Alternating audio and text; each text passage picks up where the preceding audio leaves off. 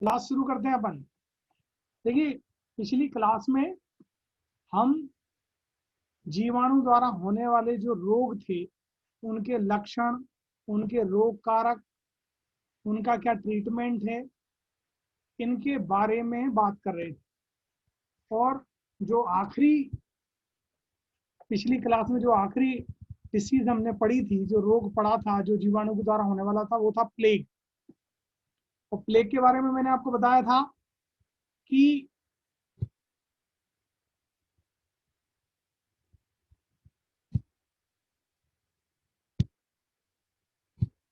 Plague के बारे में मैंने आपको बताया था कि ये जो रोग है, ये पास्चुरेला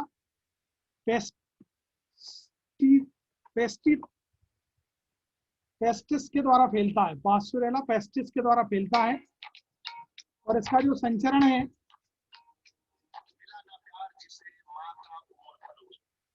वैसे क्लास ले रहा था, बात करूं बाद में। 5 मिनट। जी थैंक यू वैसे। जी जी जी जी जी जी जी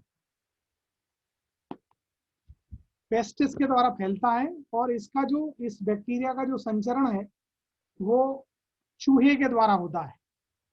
इसके बाद जो नेक्स्ट हमारी जो जो हम जिसके बारे में बात करेंगे, और मैंने आपको कई बार कहा था कि ये डीपीटी का टीका जो है वो 3 चीजों के लिए लगता है। D for diphtheria, T for tetanus, और टी फॉर कोकर खांसी, काली खांसी।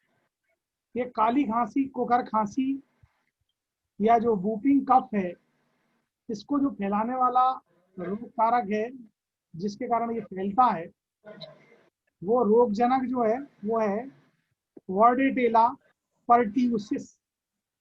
वार्डेटेला परट्यूसिस ये बैक्टीरिया का नाम है, जिसके द्वारा ये कोकर खांसी या काली खांसी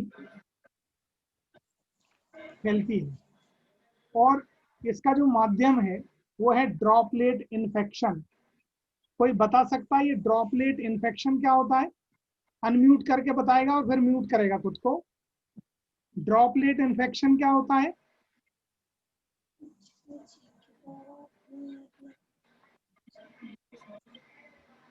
ड्रॉपलेट इन्फेक्शन क्या होता है?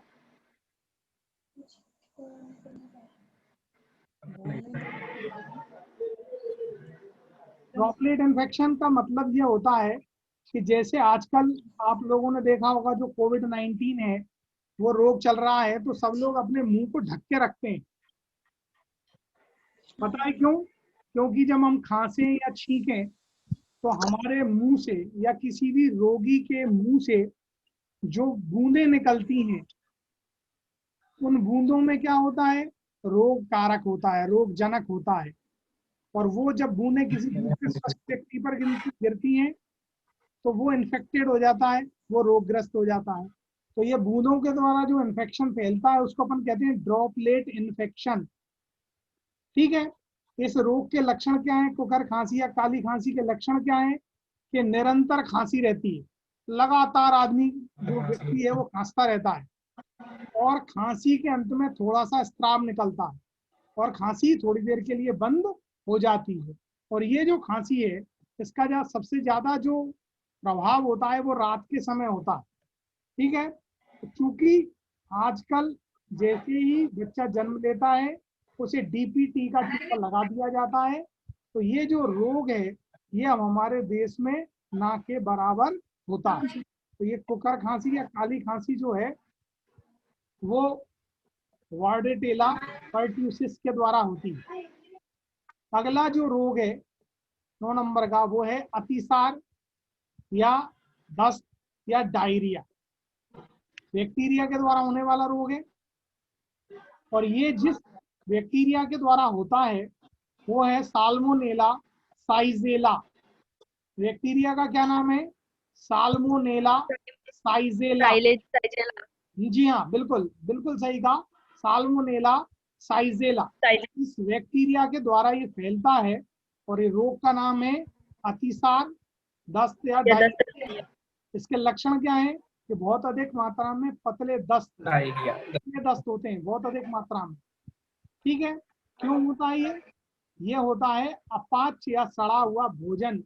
जो भोजन खराब हो जाता है उसको हम जब ग्रहण कर लेते हैं तो हमको ये डायरिया हो जाता है। दूसरा क्या है, ये जिसके द्वारा होता है वो है जियार्डिया इंटेस्टाइनेलिस नामक परजीवी के द्वारा होता है। ये फैलता है इसके द्वारा। और ये जो रोग है इसको ट्रीटमेंट जो है वो एस्टेविन या केमोक्विन जो दवाइयां हैं वो ली जाती हैं। इसके अलावा भी जो डॉक्टर्स होते हैं वे दूसरी एंटीबायोटिक्स भी देते हैं जिसके द्वारा ये इन्फेक्शन जो है वो ठीक हो जाता है। इसमें सबसे बड़ी बात जो है कि यदि इसे समय पर रहते ठीक नहीं ध्यान न दिया जाए तो इससे बहुत बड़ी हानि भी हो सकती है। अगला जिसकी हम बात कर रहे हैं, ये जितने अभी तक हमने पढ़े 9 रोग, ये सब किसके द्वारा होने वाले थे? जीवाणु के द्वारा या बैक्टीरिया के द्वारा। एक बार मैं केवल जो रोग हैं वो आपके सामने पढ़ देता हूं जिससे कि एक बार थोड़ा सा रिवाइज हो जाए। और रिवाइज होने से ये रहेगा कि हमको दिक्कत नहीं होगी। एक बार रिवाइज करते हैं हम इसको।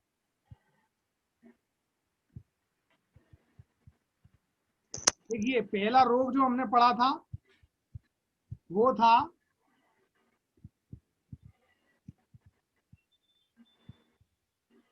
क्षय रोग, टीबी। किसके द्वारा हो रहा था? माइकोबैक्टीरियम ट्यूबरकुलोसिस, टीबी जिसे हम कहते हैं, क्षय रोग। और सबसे ज्यादा प्रभावित होने वाला अंग जो होता है इससे वो होता है फेफड़े।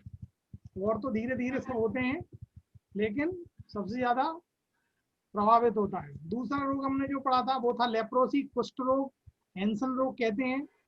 और ये माइकोबैक्टीरियम लेप्रोसी के द्वारा, लेप्री के द्वारा फैलता है। तीसरा था टाइफाइड, साल्मोनेला टाइफी के द्वारा फैलता है।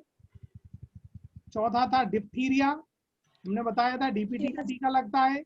इसमें पहला रोग है डिप्थीरिया, कॉरिनी बैक्टीरियम डिप्थीरियाई से फैलता है ये। अगला जो रोग है पांचवा वो है हैजा या कॉलेरा, विब्रियो कॉलेराई के द्वारा फैलता है। फिर है टेटनस, ठीक है, क्लॉस्ट्रिडियम टेटेनी के द्वारा फैलता है। प्लेग, पास्चुरेला पेस्टिस के द्वारा फैलता है। कुकर खांसी या काली खांसी, वूपिंग कफ, वार्डेटेला पर्ट्यूसिस के द्वारा फैलता है। और नवा है अतिसार, दस्त या डायरिया, साल्मोनेला साइजेला के द्वारा फैलता है।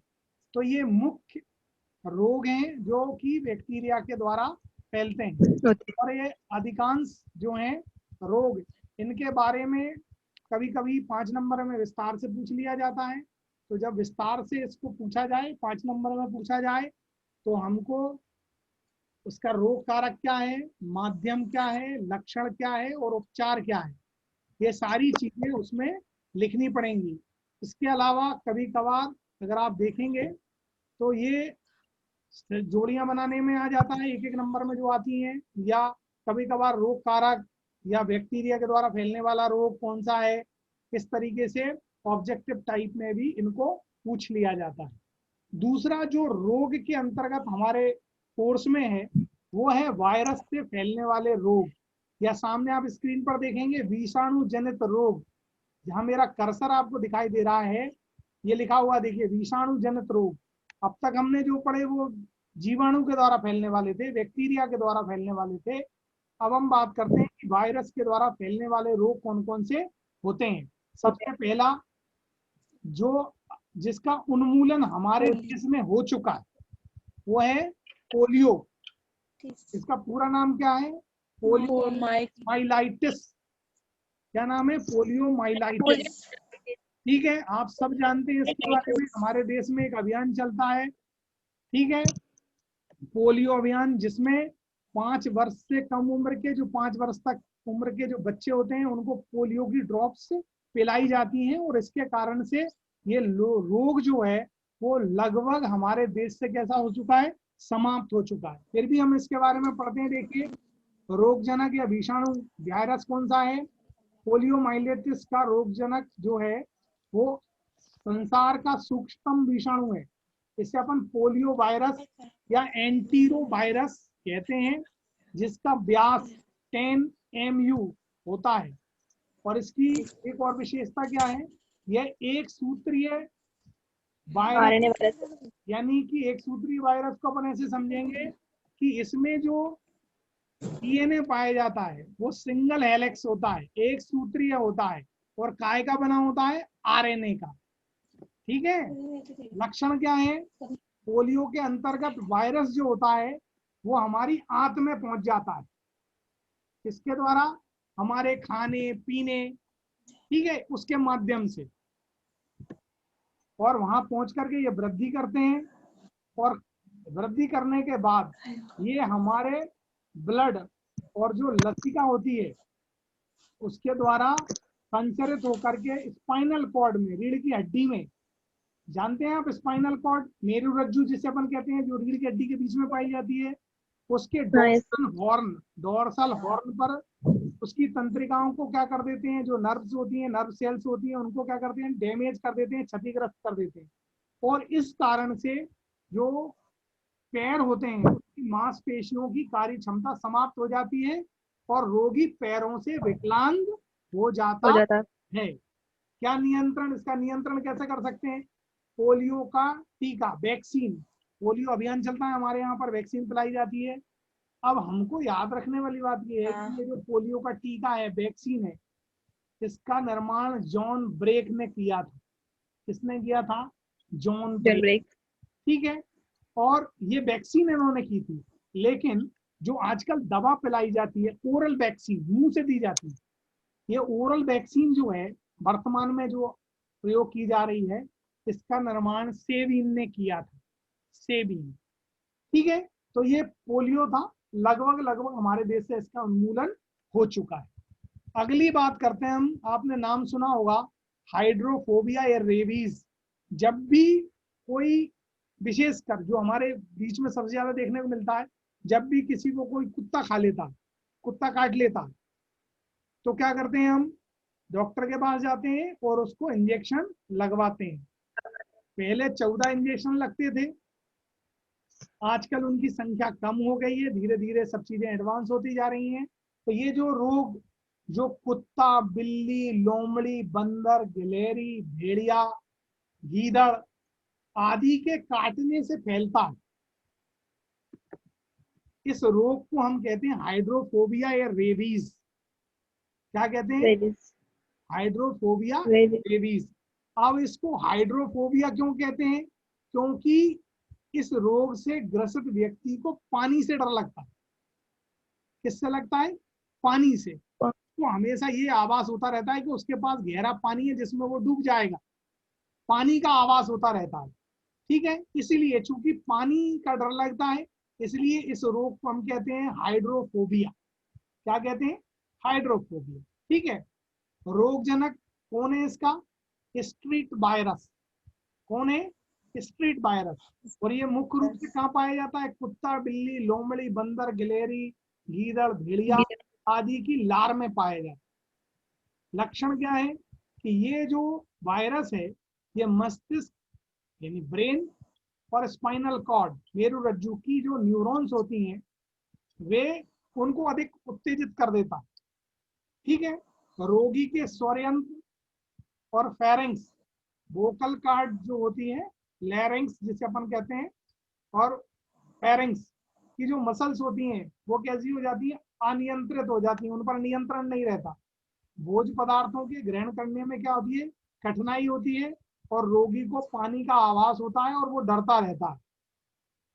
क्या हो सकता है इसका नियंत्रण? रेबीज के नियंत्रण हेतु, रेबीज के नियंत्रण हेतु रेबीज वैक्सीन का उपयोग किया जाता है। और ये जो वैक्सीन है, इसका निर्माण अप्राकृतिक रूप से संक्रमित खरगोश की स्पाइनल कॉर्ड से किया जाता है, मेरू रज्जु से किया जाता है। जो इन्फेक्टेड, इस रोग से ग्रसित जो खरगोश हैं, उनकी स्पाइनल कॉर्ड से इस वैक्सीन का अप्राकृतिक रूप से निर्माण किया जाता है। अगला जो रोग है जिसकी हम बात करेंगे, आप लोगों ने बहुत सुना होगा इसके बारे में, अभी भी कहीं कहीं पर ये रोग दिखाई देते हैं। हालांकि हमारे देश में इसका टीका जो है वो सबको लगता है और उसके कारण से ये रोग बहुत कम देखने को मिलते हैं, लेकिन ये 3 रूप में देखने को मिलता है। सबसे पहले जो रोग है उसे अपन शीतला या बड़ी माता कहते हैं। देखिए, बड़ी माता मतलब बड़े बड़े दाने दिखाई देते हैं, बड़े बड़े फफूले होते हैं। कौन होते हैं? बड़े बड़े फफूले होते हैं। तो सबसे पहला रोग जो है, इसमें 3 रोगों के हम केवल उनके होने का जो तरीका है वो एक जैसा होता है, शरीर पर दाने हो जाते हैं, लेकिन वे संख्या में कितने होते हैं, उनका साइज क्या होता है, उसके आधार पर ये 3 प्रकार के होते हैं। पहला है शीतला या बड़ी माता। रोग जनक इसका शीतला माता या बड़ी माता का रोग कारक पॉक्स विषाणु है। पॉक्स विषाणु, ठीक है। क्या लक्षण है? रोगी के त्वचा पर बड़े बड़े दाने नुमा फफोले पड़ जाते हैं जो फूटने के पश्चात त्वचा पर निशान उत्पन्न करते हैं। और ये जो निशान है, अगर एक बार आपके चेहरे पर या शरीर पर पड़ गए तो ये कभी भी मिटते नहीं हैं, ये लाइफ टाइम रहते हैं। सबसे ज्यादा इस रोग से जो अंग प्रभावित होता है वो होता है चेहरे की त्वचा, या चेहरे पर सबसे ज्यादा होता है, और वहां पर छोटे छोटे दाग पड़ जाते हैं बड़े, तो जिससे गड्ढे दिखाई देने लग जाते हैं। और चूंकि चेहरे पर हो रहा है, और चेहरे पर ही हमारी क्या पाई जाती है? आंखें। क्या पाई जाती हैं? आंखें। ये जो आंखें होती हैं ये प्रभावित होती हैं, और कभी कभी जब ये बहुत ज्यादा हो जाता है रोग, तो व्यक्ति के क्या हो जाती है? दृष्टिहीन, ब्लाइंड होने की संभावना उत्पन्न हो जाती है। क्या किया जाता है इसको रोकने के लिए? एंटीबायोटिक्स का उपयोग किया जाता है, और इस हेतु चेचक का टीका भी जन्म के बाद बच्चों को लगाया जाता है। दूसरा, चिकन पॉक्स या छोटी माता। अब देखिए, ये बड़ी माता थी, इसके फफोले जो पड़ते हैं, दाने जो पड़ते हैं वो बड़े बड़े होते हैं।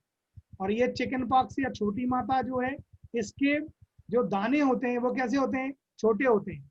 रोग कारक, इस रोग का रोग कारक अलग है। बड़ी माता या शीतला माता का पॉक्स था, इसका जो रोग कारक होता है, रोगजनक होता है, वो विषाणु होता है वेरिसेला वायरस। कौन सा होता है? Varicella virus. लक्षण क्या है? शरीर पर छोटे छोटे दाने निर्मित हो जाते हैं। वहां पर सबसे ज्यादा दाने चेहरे पर होते हैं, और इसमें दाने पूरे शरीर पर होते हैं। और क्या होता है? जोड़ों में दर्द होता है, जॉइंट्स जो होते हैं उनमें बहुत अधिक पीड़ा होती है। पूरे शरीर पर दाने हो जाते हैं, पूरे शरीर में तो पीड़ा होती है, लेकिन जोड़ों में भी पीड़ा होती है, ठीक है। और इसके लिए भी क्या किया जाता है? चेचक का टीका लगाया जाता है। फिर भी यदि व्यक्ति को हो जाता है तो क्या होता है? उसको एंटीबायोटिक्स या प्रतिजैविक दिए जाते हैं। तीसरा, इसी का एक और रूप, खसरा या मीजल्स। इसमें क्या होता है? स्थिति वैसी होती है जैसी छोटी माता होती है, लेकिन जो फफोले पड़ते हैं, दाने होते हैं, वो और भी छोटे होते हैं और बहुत अधिक लाल होते हैं, ठीक है। पूरे शरीर पर छोटे छोटे बारीक बारीक से दाने निकल आते हैं, पूरा शरीर लाल हो जाता है, विशेषकर मुंह पूरा लाल हो जाता है, और छींकें आती हैं, खांसी आती है, रोगी के गले और नाक से स्राव निकलता है। और क्या, क्योंकि पूरा शरीर जो है वो इस रोग से ग्रसित हो जाता है, तो रोगी को 1 से 2 और 103 डिग्री फ़ारेनहाइट तक का ज्वर आता है, या उसे फीवर रहता है। नियंत्रण क्या है? कि खसरे का टीका लगवाया जाए। इस रोग की एक विशेषता है, क्या है? कि यदि एक बार ये रोग किसी व्यक्ति को हो गया तो उसके शरीर में इसकी प्रतिरोधी क्षमता निर्मित हो जाती है, दोबारा से कभी भी उसको ये रोग नहीं होता है, ठीक है। और इससे बचाव के लिए 9 माह की आयु में खसरे का टीका लगाया जाता है। मैंने आपको बताया कि हमारे देश में क्या होता है?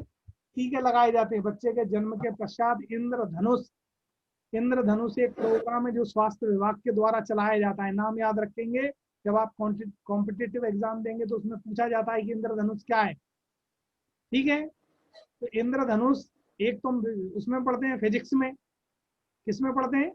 फिजिक्स में, ठीक है।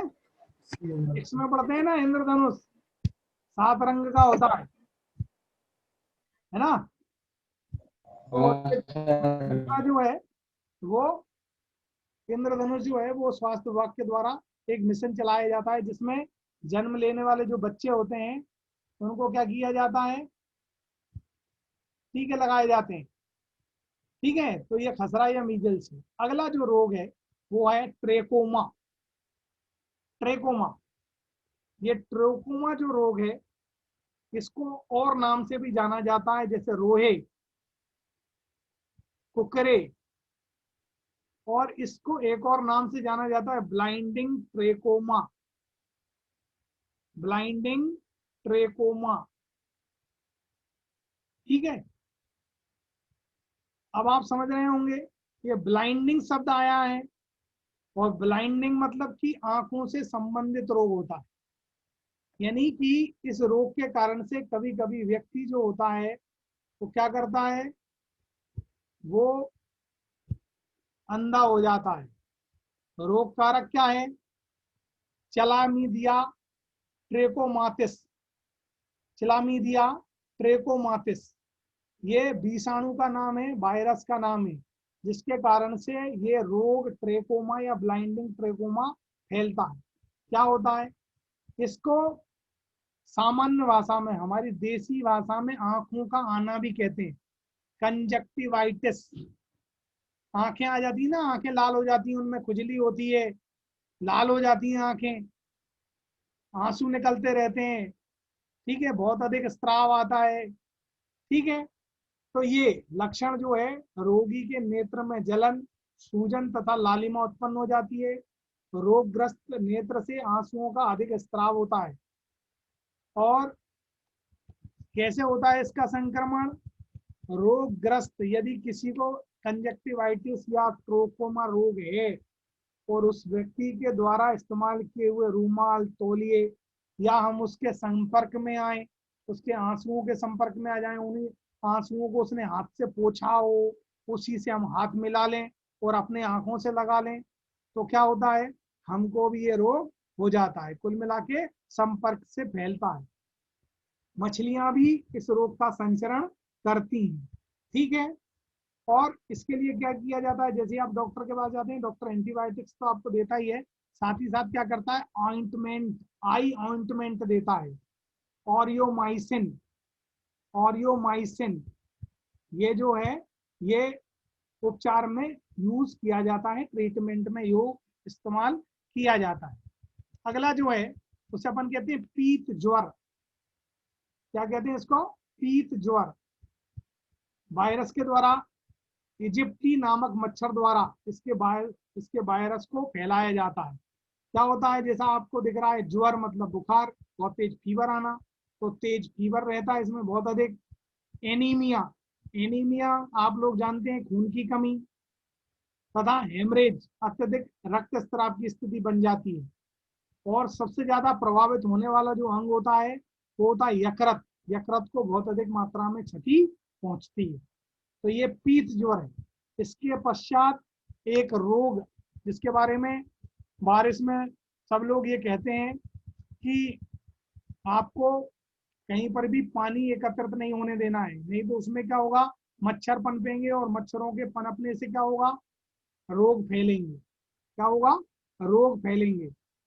तो ये डेंग ज्वर नहीं है, डेंगू ज्वर है। क्या ये डेंग ज्वर है या डेंगू ज्वर? डेंगू बुखार जिसे अपन कहते हैं, संक्रमण, डेंगू ज्वर या हड्डी तोड़ ज्वर या दंडक ज्वर, रोग जनक एक वायरस होता है जो कि एडीज मच्छर, जिसे हम जानते हैं, आपने नाम सुना होगा, एडीज मच्छर के द्वारा, या क्यूलेक्स, फैटी गैंस जो एक और मच्छर होता है, और एडीज मच्छर, इसके द्वारा इसको मनुष्यों के शरीर में पहुंचाया जाता है। क्या होता है, रोगग्रस्त व्यक्ति को तेज बुखार आता है, बहुत अधिक तेज बुखार आता है। और क्या होता है, रोगी की जो जॉइंट्स होते हैं, जो बोन्स होती हैं, उनमें बहुत अधिक पीड़ा होती है, बहुत अधिक दर्द होता है। इसीलिए इस रोग को हम हड्डी तोड़ सॉरी, हड्डी तोड़ ज्वर या दंडक ज्वर कह रहे हैं, क्योंकि सबसे ज्यादा प्रभावित कौन सा अंग होता है? हड्डियां, बोन्स, जॉइंट्स। ठीक है, तो ये रोग था। तो ये जितने रोग आज हमने पढ़े, ये सब वायरस से फैलने वाले रोग थे। ठीक है, 1 मिनट में हम इन रोगों को रिवाइज कर लेते हैं, केवल रोगों के नाम। देखिए, विषाणु से फैलने वाले रोग कौन कौन?